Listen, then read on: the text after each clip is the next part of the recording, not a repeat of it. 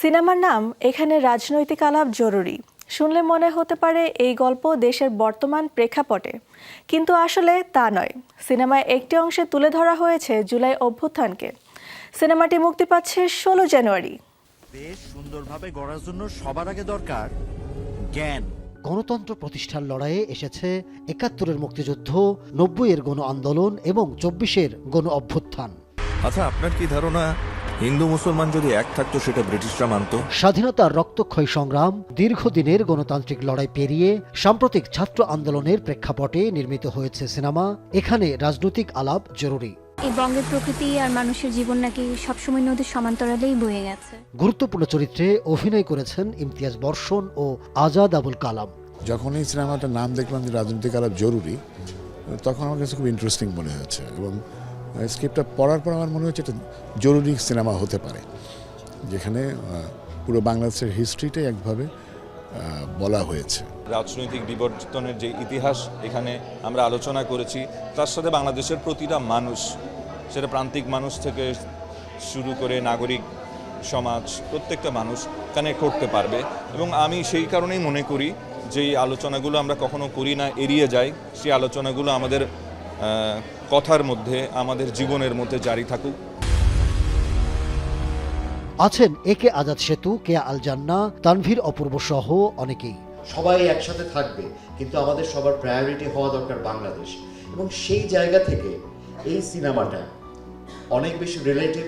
গণতন্ত্র আসলে শুধু ভোটে বাঁচে না, এটা আলাপেও বাঁচে। তো আমি বলতে চাই যে বাংলাদেশে এই মুহূর্তে রাজনৈতিক আলাপ জরুরি, কারণ এখন যদি আমরা কথা না বলি তো আমাদের ফিউচার জেনারেশন হয়তো সেই সুযোগটাও পাবে না।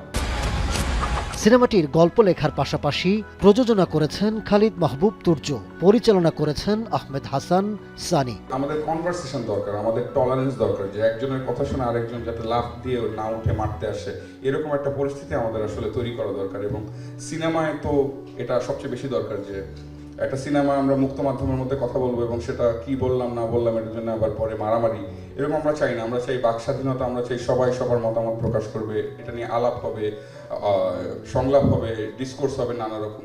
সো অ্যাজ এ সিভিলিয়ান আমাদের কি করার আছে এবং রাষ্ট্রের কাছ থেকে অ্যাজ এ সিভিলিয়ান আমরা কি পাইতে পারি, কি কমিটমেন্ট আমাদের থাকবে, সেইটা নিয়ে মূল সিনেমাটা। বাদবাকি যারা আসছে, যে ব্যক্তি, যে দেশ বা যে দলগুলোর কথা সিনেমাটা আসছে, that's just the part and parcel of the film.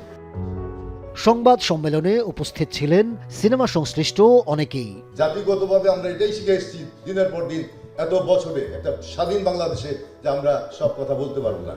আমি বলবো সেই দেয়াল ভেঙেছে, এখানে রাজনৈতিক আলাপ জরুরি। আমি বলবো যে এই জরুরি আলাপটা যাতে অব্যাহত থাকে। So we want to uphold our country.